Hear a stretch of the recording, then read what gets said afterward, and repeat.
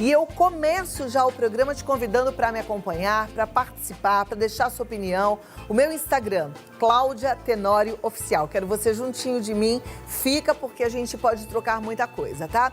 Agora, tem o WhatsApp do programa. Você pode participar também através do WhatsApp. 11 9 50 45 18 40. Inclusive para opinar sobre o assunto que a gente dá início agora, que é o pensamento positivo. A gente sabe que existe força mesmo no pensamento positivo, né? Tem vários estudos, vários livros que falam sobre a força do pensamento positivo. Agora, muitas vezes a gente se questiona, será que a gente realmente consegue ser tão positivo assim? Será que esse excesso de otimismo não pode ser prejudicial? A gente tem falado um pouquinho sobre psicologia tóxica, né? Parece que precisa haver um equilíbrio aí. Eu não sei se você já ouviu falar de síndrome da Poliana ou se você já teve a oportunidade de ler o livro Poliana. Eu li quando era adolescente ainda, foi um livro impactante para mim. Mas é bom a gente pensar se essa positividade está sendo excessiva ou até mesmo tóxica, tá? No bate-papo sobre saúde, a gente vai entender o papel do pensamento positivo para promover saúde e bem-estar com o neurocientista Igor Duarte. Doutor Igor, seja bem-vindo. Prazer, tudo bem? Obrigado, Cláudia. Obrigado pelo convite. Uma grande honra estar aqui com você falando sobre esse tema que é muito importante, sobre a qualidade dos pensamentos. Show! Eu sou uma pessoa extremamente otimista, eu cultivo bons pensamentos com disciplina, com atenção, mas pensando que, de repente, isso tudo pode virar patológico e virar síndrome da Poliana, eu não quero, eu quero estar sempre no equilíbrio. Qual que é o limiar para a gente estar saudável ou estar desenvolvendo aí uma síndrome que não deixa a gente perceber a realidade das coisas?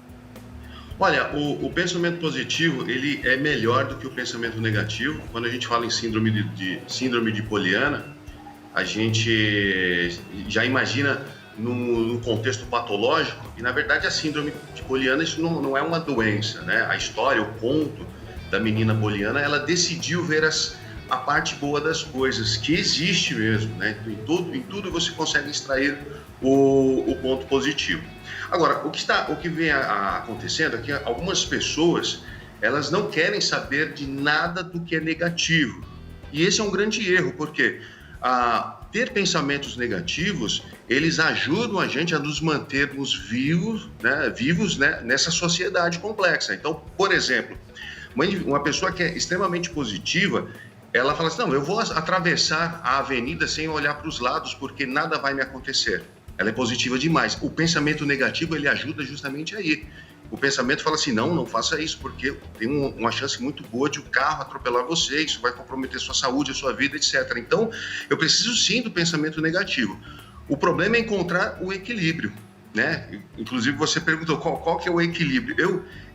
Eu divido em 3, né? Então, a gente imagina aí 100%, 33% de pensamentos positivos, 33% de pensamentos neutros e 33% de pensamentos negativos. Esse é o ideal para a gente viver aí sem vamos dizer assim, essa positividade tóxica que está tanto falado aí ultimamente. Perfeito. Então, os pensamentos negativos, assim como o medo, nos protegem. Exatamente, a gente depende deles. Dizem que segundo a teoria da evolução, nossos ancestrais evoluíram bem por conta do medo, nos protegendo dos perigos que rondavam ali a nossa sociedade. Por isso nós estamos aqui. Ok. Agora a gente tem que, eu não sei, eu falo isso já há alguns anos aqui no programa, inclusive, que a gente tem que controlar um pouco os pensamentos que pairam na nossa mente, né? A gente tem uma capacidade de pensamento muito alta e se a gente for reter tudo aquilo que a gente pensa, e principalmente reter os pensamentos negativos, a gente pode acabar até adoecendo. Existe mesmo essa possibilidade de dominar os pensamentos? Olha que interessante. Não é fácil, mas é possível. Tá? Um dado que saiu de uma pesquisa no meio do ano passado, correlacionando justamente a qualidade dos pensamentos com a doença de Alzheimer. Então, as pessoas que pensam de forma negativa, elas têm uma predisposição a desenvolver as proteínas que degeneram os neurônios. Não existia nenhum tipo de dado científico até então. Hoje, a gente pode falar para as pessoas que estão assistindo agora com segurança que é melhor a gente pensar aí, a gente refletir sobre a qualidade dos nossos pensamentos, porque isso sim tem um impacto na nossa saúde. A melhor forma de controlar, né, os nossos pensamentos é através das emoções. Se você quer controlar os seus pensamentos, mas você vive num ambiente onde as suas emoções elas estão sempre colocadas à prova aí do ponto de vista negativo, dificilmente você vai conseguir. Então, se você sai desse contexto e vai fazer não precisa fazer nenhuma viagem, mas um passeio no parque, isso mexe com as suas emoções e os seus pensamentos mudam, apenas porque você estava num local e agora você está em outro. Isso daí é um exercício excelente para você moldar a forma dos seus pensamentos. Puxa, eu falei aquele uau porque eu fiquei pasma e ao mesmo tempo contente de saber a influência dos nossos pensamentos no funcionamento químico do nosso corpo, né? Você falou que pensamentos negativos produzem proteínas que vão degenerar o cérebro. Isso é muito sério. Exatamente. Essa é a base para a doença de Alzheimer. Ninguém sabe exatamente de onde vem a doença de Alzheimer. A gente sabe que se dormir mal pode afetar o cérebro, se alimentar mal, se não praticar exercício físico, mas a gente não sabia sobre a qualidade dos pensamentos. Agora já existe uma base científica. Então eles descobriram realmente que as pessoas que pensam de forma negativa, eles mensuraram isso através de questionário e eles perceberam que as pessoas cujos pensamentos são mais negativos, elas têm a maior produção, né, dessas proteínas que levam as pessoas a desenvolver Alzheimer. Então, pensar positivamente pode ser um grande aliado aí, inclusive no combate à doença de Alzheimer. Perfeito. Doutor, existe relação dos pensamentos positivos com a nossa imunidade? Olha só, cientificamente não tem, né? Não existe esse dado. Eu digo que talvez a gente nunca consiga esse dado, mas agora estou falando de mim, né, o Igor Duarte. Eu acredito que há uma relação, vamos dizer assim, direta entre o sistema imunológico e também a qualidade dos nossos pensamentos. Porque os nossos pensamentos, eles moldam, né, a nossa fisiologia. Se você fechar os olhos e imaginar que está, por exemplo, chupando um limão, a boca começa a salivar. Então, o sistema nervoso, ele não sabe se aquilo é realidade ou não.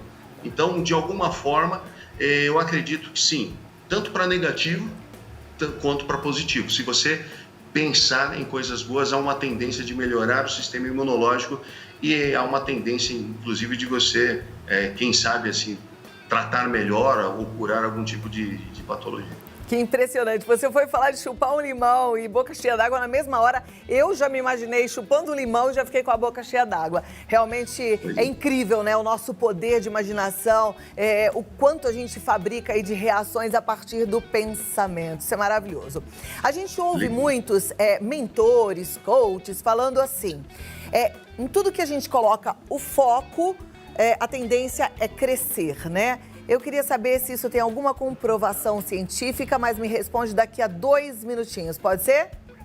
Pode ser, claro. Será que quando a gente fica pensando negativo, a coisa pode acabar ficando mais degringolada? Ou quando a gente pensa que tudo vai dar errado, as coisas podem dar errado mesmo? Será que quando a gente fica focando na doença, a doença chega perto da gente? Já já a gente vai ter a resposta. Fica comigo, o programa tá um show. Eu prometo entregar tudo para você da melhor forma possível, com amor, tá? Vamos continuar aqui com o doutor Igor Duarte. Deixei pergunta pro doutor Igor. E aí, é verdade que se a gente focar, a coisa cresce? Há uma tendência que sim. Tem uma frase muito interessante do Henry Ford, que ele diz justamente isso, né? Se você acha que você pode ou se você acha que você não pode, das duas formas você está certo. Se você acha que você pode, você vai tentar, provavelmente você vai conseguir em algum momento. Se você acha que você não pode, você não vai enfrentar aquele problema e nada vai acontecer na sua vida. Então, sim, é interessante que os coachings trabalham, só que as pessoas precisam tomar cuidado, porque senão elas ficam focando apenas na parte boa da coisa, e aí elas podem entrar no que eles chamam aí de síndrome de Poliana, que eles vão deixando as coisas negativas de lado E como eu falei, as coisas negativas, elas são importantes inclusive para a formação da nossa personalidade. A gente precisa enfrentar os problemas, a gente não pode fazer de conta que os problemas não existem, tá? Os problemas foram feitos para serem enfrentados. Os pensamentos negativos, você precisa saber que eles existem, né? E enfrentá-los. De repente, você faz até um exercício, escreve aí todos os pensamentos ruins que você tem, reflita sobre eles e reflita sobre como você pode, né, substituí-los por pensamentos menos nocivos para a sua saúde e também para a sua vida. Perfeito, o equilíbrio é tudo, né? Enquanto você falava sobre aquela questão de quando você acredita que pode ou que você não pode, você tá certo, eu fiquei pensando aí, muita gente acredita que vai dar certo na vida, a todo custo, vai dar certo, e aí por conta disso, de tanta crença, não faz nada, fica de braços cruzados esperando que um dia alguma coisa aconteça e ele dê certo, né? É aquela sensação de que vai chegar de mão beijada, e se a gente não correr atrás daquilo que a gente quer, nada acontece, não é verdade? Isso não tem como, né? Você precisa sim mentalizar as coisas que você quer, refletir sobre os seus sonhos, etc. Mas você precisa acordar cedo e ir em busca do seu sonho. Não tem jeito. Se você não for em busca, o seu sonho vai ser encontrado por outra pessoa e você vai ficar apenas no pensamento positivo. Legal. Aí você vê a força e a importância do pensamento negativo, né? Ou seja, se eu dormir até mais tarde, eu não vou acontecer. Tem que ter esse pensamento para poder te impulsionar. Doutor Igor, eu vou abrir para as perguntas dos nossos telespectadores, porque eu gosto que eles possam perguntar também aqui e você responde já, tá bom? Vamos lá, estou à disposição. Então, você que está em casa, já tem salva aí o nosso WhatsApp? Salva agora, 11 9 50 45 18 40. Manda sua pergunta, o que você quer saber? Neurociência, como é que funciona o nosso cérebro? Doutor Igor vai nos ajudar, pode mandar pergunta, porque eu tô doida para ouvir todas as respostas, viu? E as perguntas dos nossos telespectadores, a turma aqui participa mesmo, viu? É muito bom, porque assim a gente pode ajudar muita gente, não é? Claro. Que ótimo. Verdade. Deixa eu pedir para a produção já organizar as perguntas. E enquanto isso, a gente pode conversar um pouco mais, né? Do nosso cérebro, dessas descobertas importantes sobre pensamento. O que é que a gente realmente precisa saber para ter uma vida cada vez melhor, doutor? Olha só, a cada dia a ciência avança um pouco, né? Então a gente sabe sobre o cérebro de 30 anos para cá. Então a gente não sabe muito, a gente não tinha ferramentas para isso. A gente não sabia onde eram as áreas relacionadas às emoções. Hoje a gente sabe, mas a gente ainda continua aprendendo. Então os cientistas japoneses descobriram uma área relacionada aos pensamentos positivos, que eles chamam de área pré-cúneo, fica mais ou menos aqui em cima da cabeça. As pessoas que têm pensamentos mais positivos, vamos dizer assim, essas pessoas têm essa área um pouquinho maior. Só que eles não sabem dizer se as pessoas já têm essa área maior e os pensamentos são melhores, ou se as pessoas que têm os pensamentos positivos, essa área aumenta. Talvez seja possível isso. Então, de repente, você pensar bem, você aumenta áreas do cérebro relacionada com o humor, com a positividade. Olha que coisa interessante. Eu tenho uma pergunta também para fazer. É possível ajudar alguém a ser mais otimista? A gente consegue? A gente tem esse poder mesmo de transformar? Às vezes você convive com uma pessoa que é super negativa e você fica até chateado. Como é que a gente faz para mudar isso?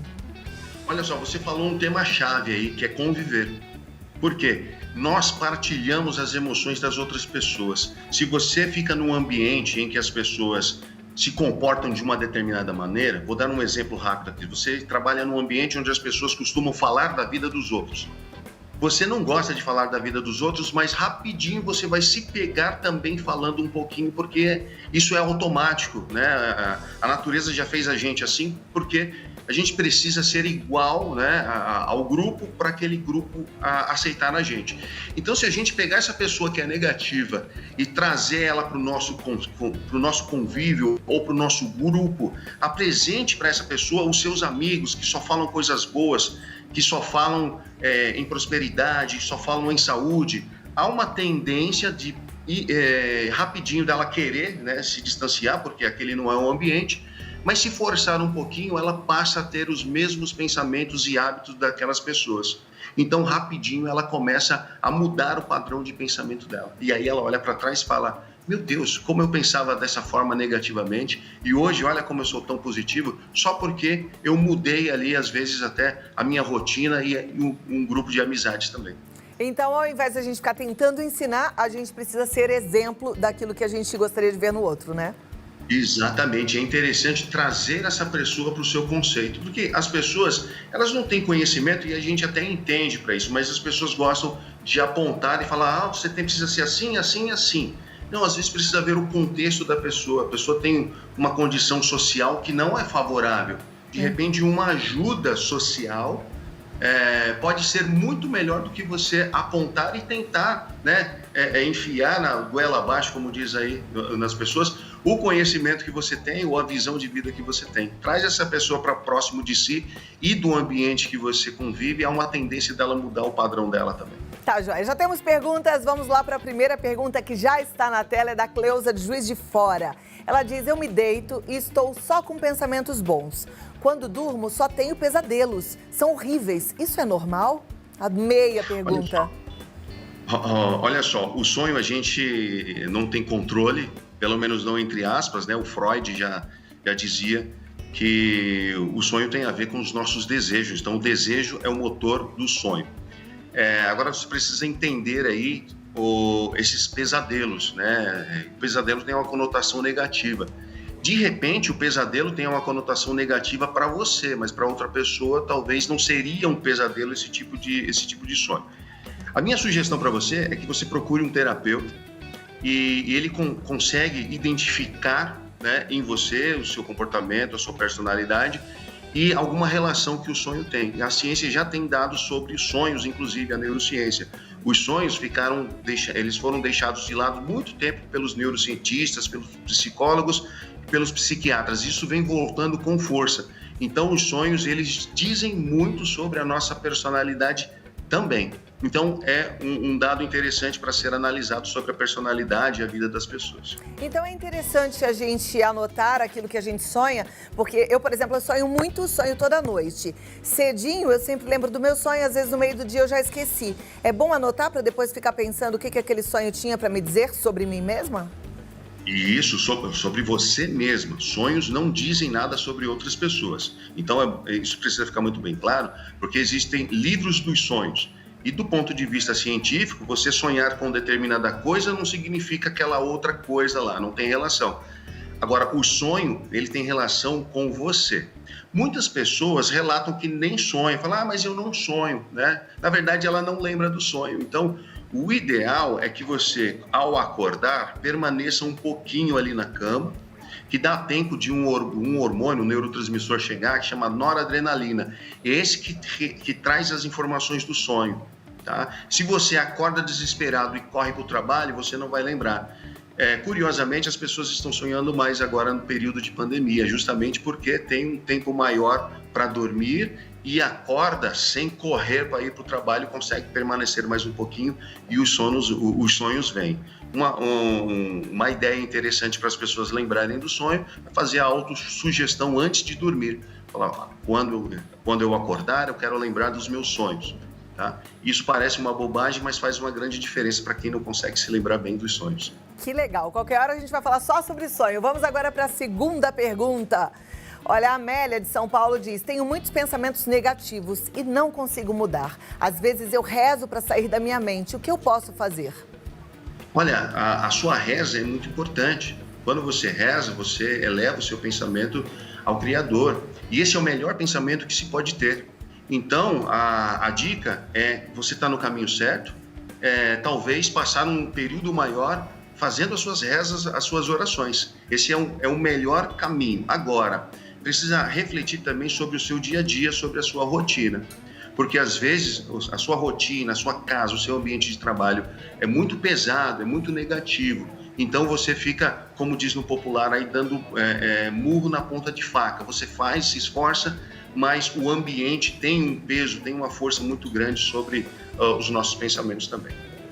Joia!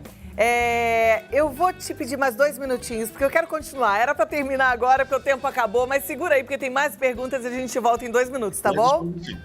Eu tô amando esse assunto, gente, porque é importante demais. Eu falo sempre da gente cuidar dos nossos pensamentos. Olha aí a comprovação da ciência mostrando pra gente o quanto é importante a gente prestar atenção naquilo que a gente retém, né? O pensamento que a gente retém. Agora vamos voltar aqui com as perguntas. Tem mais 2 perguntas e já vão pra tela agora. Doutor Igor tá aí ainda, via Skype está aí. E a gente vai continuar, porque afinal de contas o assunto está muito bom. É muito importante a gente aprender tudo que a gente está aprendendo agora. Deixa só a pergunta chegar na tela, doutor, e eu já lanço agora, ó, do Elvésio Gonçalves, de Céu Azul, Belo Horizonte. Os pensamentos negativos... eu perguntei isso ainda há pouco. Os pensamentos negativos afetam o sistema imunológico? O que fazer? Então, a gente respondeu, né? Eu não tenho dados científicos sobre isso, mas eu acredito piamente que isso aconteça. Mas eu dei um dado interessante também que vai de encontro a essa pergunta, que esse já existe o dado, que é sobre as proteínas que degeneram o cérebro, as proteínas beta-amiloide e proteína tal que desenvolve a doença de Alzheimer. Então, talvez o padrão negativo de pensamentos pode predispor as pessoas a desenvolverem a doença de Alzheimer também. Tá, joia. Vamos para a próxima pergunta, então. A Tânia de Osasco, como controlar os pensamentos negativos para que eles não se tornem gatilhos de ataques de pânico? Olha só, o problema relacionado ao pânico tem um problema neurofisiológico envolvido também, mas claro que os pensamentos negativos eles estão relacionados a tratamento para isso, então é interessante procurar especialistas para isso. Mas, em geral, existe um neurotransmissor que a gente chama de ocitocina, que ela bloqueia uma área do nosso cérebro chamada amígdala. E essa área, a amígdala, é ela que dispara todas as cascatas químicas para o cérebro perceber o medo. Então, quando o seu cérebro percebe o medo, mesmo que esse medo seja imaginário, como no caso da síndrome do pânico, então ele se prepara para o pior cenário possível. O que acontece? O coração acelera, a respiração acelera, as pessoas que têm crise de pânico sabem que não vem ar de lugar nenhum, o ar do mundo todo ele desaparece porque o organismo está querendo captar mais oxigênio para se livrar daquela situação. Sair daquela realidade pode ser interessante, tá? Mudar, a pessoa vive num ambiente que é extremamente, vamos dizer assim, perigoso. De repente, ela passar um período num lugar onde acontecem menos situações relacionadas ao crime, isso pode melhorar o padrão de pensamento dela. E é interessante ela pensar dessa forma porque ela pode ver o que pode ser o gatilho para os pensamentos negativos, que, claro, esses pensamentos negativos são o gatilho também para a síndrome do pânico dela. Então, mudar a rotina é, vamos dizer assim, o primeiro passo. E essa pessoa não tem jeito, ela precisa procurar uma ajuda especializada. Tá, joia. Doutor, muito obrigada. Foi um prazer bater esse papão contigo e te conhecer. E eu te convido para voltar outras vezes, tá bom? Eu estou sempre à disposição, amei participar. Um grande abraço para você e para os seus telespectadores. Obrigada. Vou passar seus contatos aqui para eles te seguirem. Até a próxima. Olha lá, o doutor Igor Duarte está no Instagram como dr.igorduarte ou no Facebook Dr. Igor Duarte, tá? E tem o canal no YouTube que é o Igor Duarte W. Aproveite, siga lá e fique por dentro de tudo que acontece no nosso cérebro.